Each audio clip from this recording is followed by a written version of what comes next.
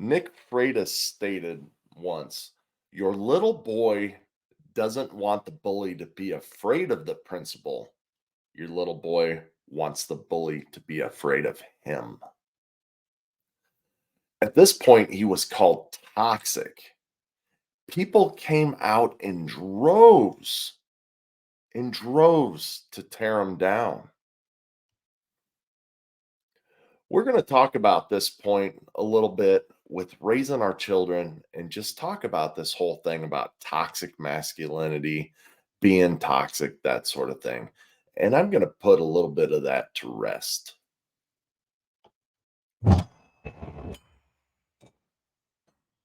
Leaders are not born in a womb. They are forged through heat, pressure, and a whole lot of sweat. The Fire Forge Leader podcast serves the audience through exploring leadership at work, in the community, and with the family, using a practical perspective and real-life experiences from the host, Steve Baumgartner, and his guests in the Forge. Now, it's time to enter the Forge with the Fire Forged Leader.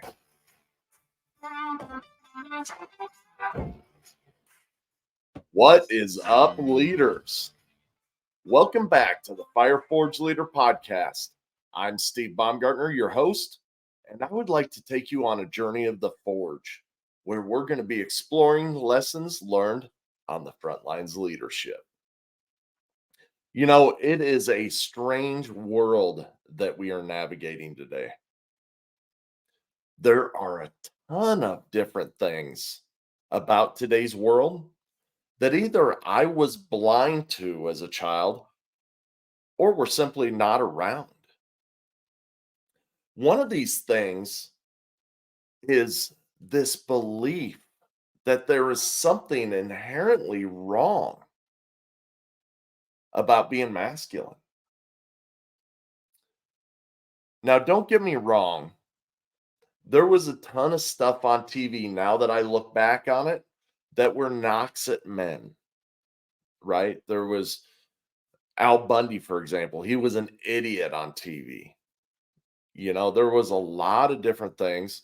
Um, you know, Tim Allen, he was shown as an idiot, right?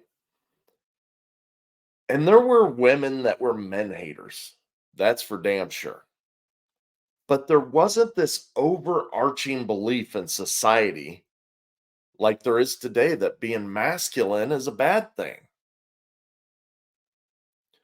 And this belief makes it really difficult for a man like me to raise his sons correctly in this world. As men like me are teaching our sons the things that we know to be right, the world is teaching them that they're not okay, that they're toxic, and that they're inferior. So let's talk about this a little bit. So the other day, I was having a good conversation with my friend Ryan Mickler, who's the founder of the Order of Man podcast and also movement. And we were talking about behaviors. And I mentioned the word toxic when we were talking about masculine behaviors. I thought he was absolutely going to lose his mind at the sound of that word. And the reason is because he's really working hard to reclaim and restore masculinity through his Order of Man movement. So he's created a space where men can grow in their masculinity in the right ways. And guess what? As these people go into the Iron Council, as he calls it, these men generally become way better husbands. They become much better fathers, and they start leading a lot more out in their communities. So, where's the disconnect? And I'm going to broaden this out just a little bit uh, because I don't want to just talk about men in this. I want to make some comparing and contrasting things coming on. So, My belief throughout all this is we simply just like to label things in our society. We don't like to dig in and find facts. We want to slap a label on it and move on. So, who happens to be the majority of people in prisons? Well, it's men, right? Who has the most violent crimes? Men, once again. And you can go down the list. So, what has society done because of these numbers? Well, society labels men as the problem. And that right there is where the disconnect is. Now, don't get me wrong. There is a correlation of that data that I'm not going to discredit. I got it. I see where people are getting their numbers. But I'm also going to challenge that there's no causation in it. Just because a man is born does not make him the devil. And, as I say that out loud, you're probably thinking, yeah, that does sound pretty ridiculous that we would just label a man as bad because he's a man. Yeah, it's freaking ignorant, is what it is. And the statement doesn't make sense. But that's what people want to believe. Now, here's another thing I'm going to challenge everybody on: there is no toxic. Toxic is a bullshit made up word to slap a label. Now, what there is there's men, right? Another thing that's true is that there's characteristics. All right, so what does that mean? So here I'm going to stick with men and women. I'm not going to get all wrapped up in all the other stuff around it. I'm just going to talk about men and women. Okay, I'm going to leave the rest alone for the moment. So take the one offs and everything else out of this. I'm just going to talk about men and women. I want to make that distinctly clear.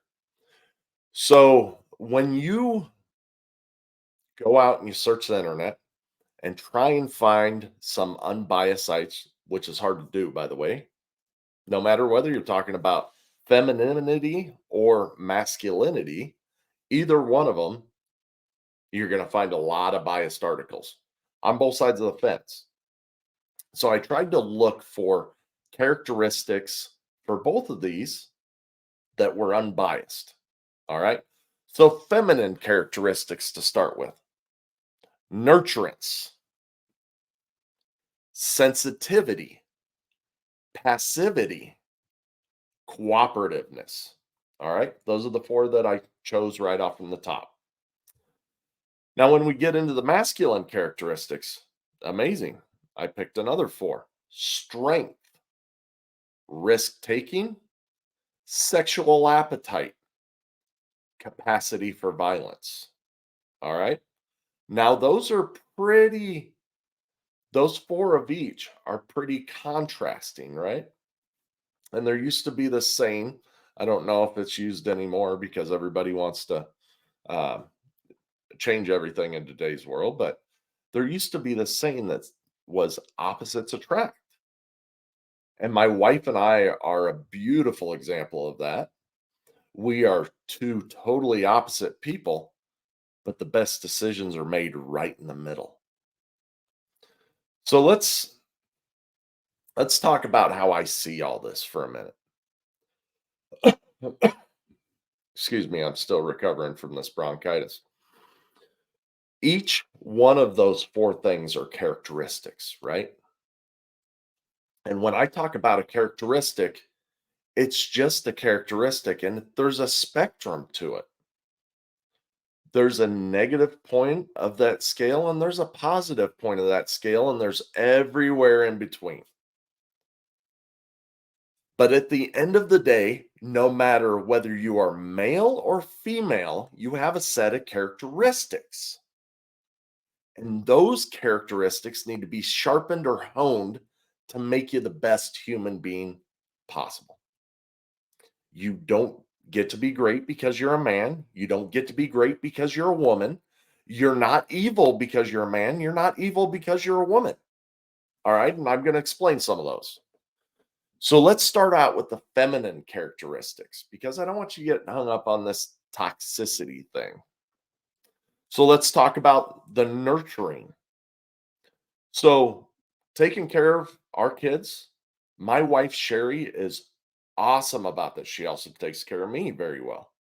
She makes sure that each and every one of us has what we need every day.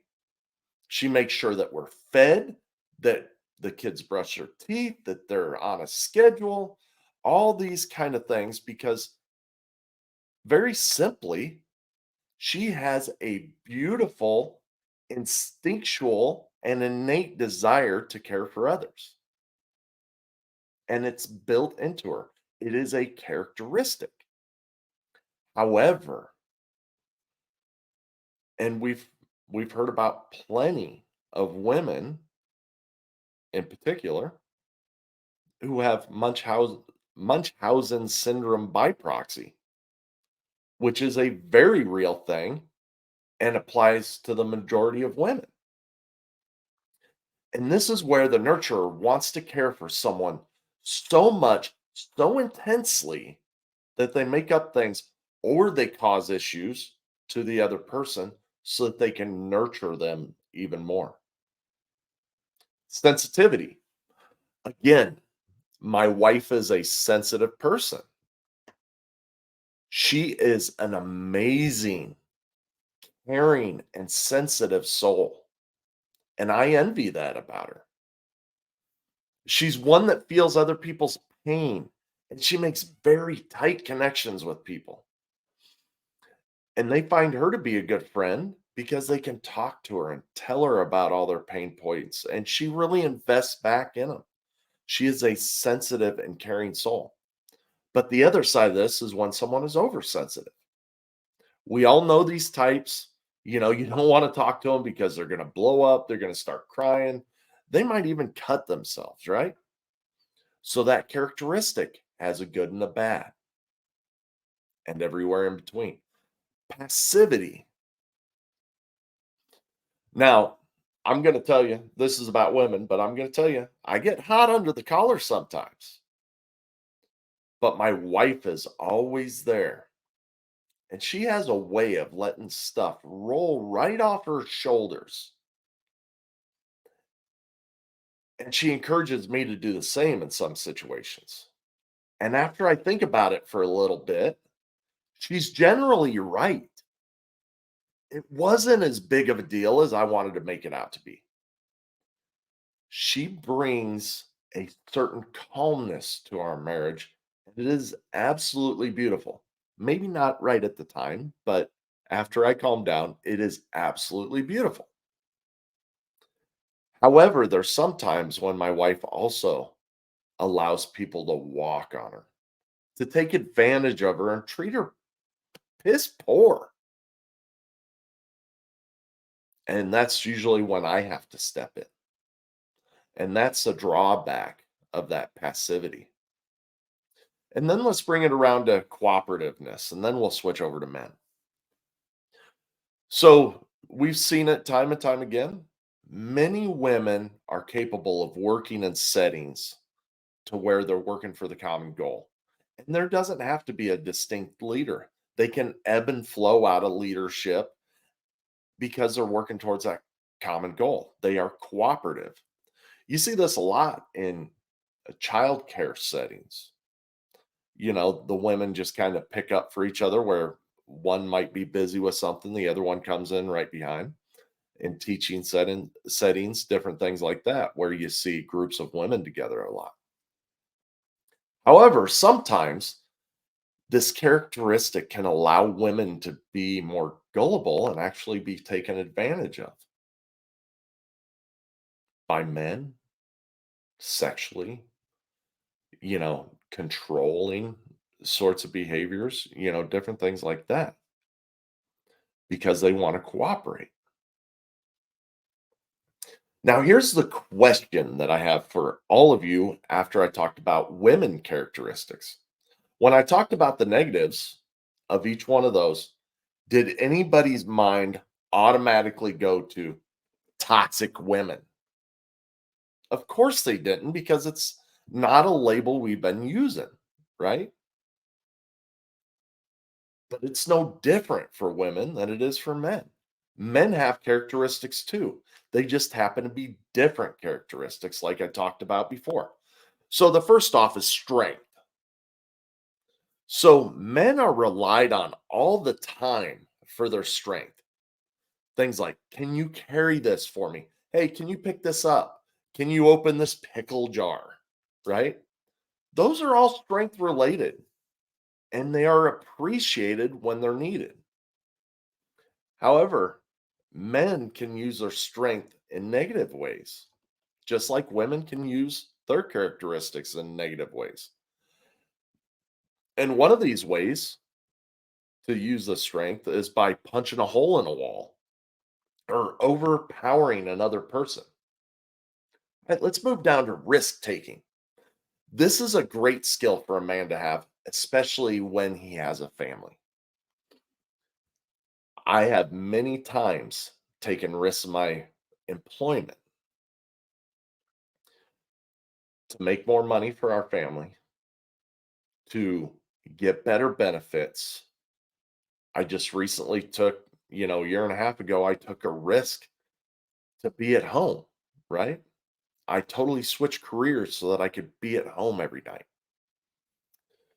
We take risks on putting an offer on a house to, negotiate sales on a car, whatever the case is, right? But how about when that man risks his life without a care about his family and how they're going to be taken care of? He goes skydiving without a parachute week after week.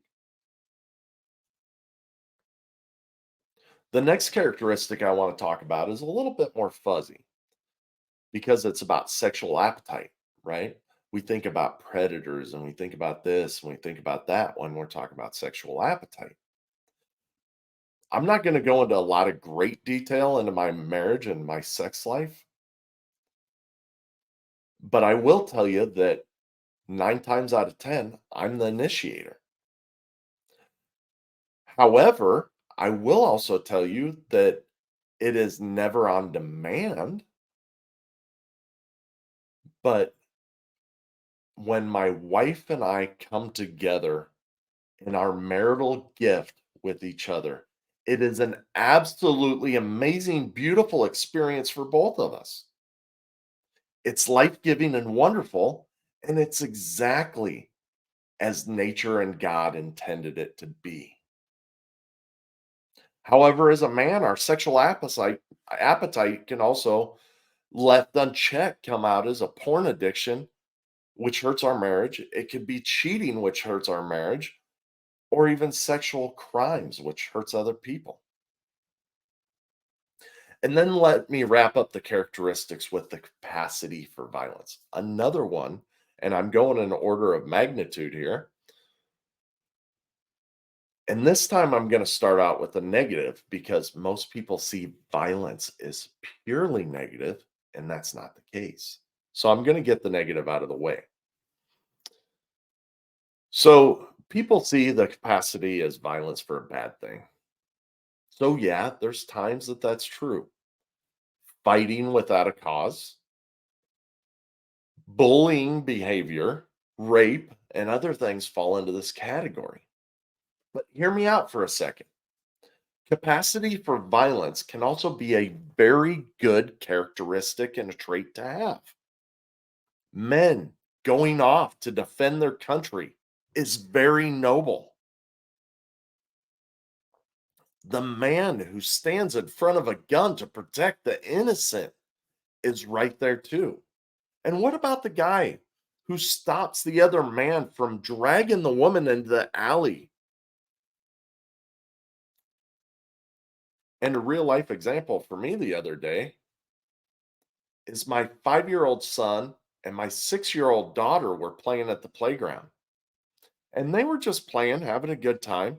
And there was a group of about 6 other kids who gathered up around him and started bullying him, that sort of thing. Now, if you've been listening for any length of time, both my daughter and my son both train jujitsu. So my son wasn't going to take his sister being picked on, bullied. So he dips down to one knee and does a double leg takedown right there and drops one of them right on their ass. And he stands back up. He didn't do anything anymore than what was needed, but he protected his sister, and every one of them bullies left. So here's the deal, people. We all have characteristics. How we use them is what's really important, not that we have them. We need to stop listening to society. Society is just plain wrong and gets more wrong by the day. If you don't want your daughter to be totally passive, you need to teach her how to use that in the right setting and to be assertive in others. In the same vein, if you want your son not to have violent tendencies, you have to teach him about his capacity for violence. My son, for example, is training in jujitsu. He has learned how to use it effectively to defend himself and others, but he also has learned how to control it. So Carson Kalhoff stated, "Don't ever mistake my silence for ignorance, my calmness for acceptance, or my kindness for weakness." Now, the things that he points out here are on point, because what he's talking about is that he has each one of these characteristics and that he's well trained in all of them. So, leaders, you have come here to listen to this message, but listening is not enough. I need to know what you're going to apply this week, this month, and this year. Remember, when you become a better leader, you become a better person, a better spouse, a better parent, a better coworker, and ultimately the person that other people want to follow. So I encourage you to grow in your leadership skills for your family, for your community, the ones you lead at work, and do it for yourself. Now go out there and lead with intent. So once again, if you appreciate what you've heard here today, I invite you to leave a rating and review and push that subscribe button on whatever podcasting app you're currently listening to. This helps us grow in the ratings so that we can get this message out to more and more people. I also invite you to look up my YouTube channel at Fire Forged Leader, all one word. And I want you to come back next week and continue week after week to join us here in the Forge as we bring you lessons learned on the front lines of leadership.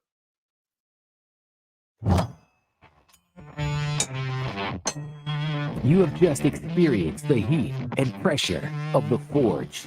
Remember, words without action are meaningless. Now, after the heat of the Forge, shape your thoughts, quench your brain, then put your new tools to use, adding to your leadership. Tune in next week for more lessons from the Forge.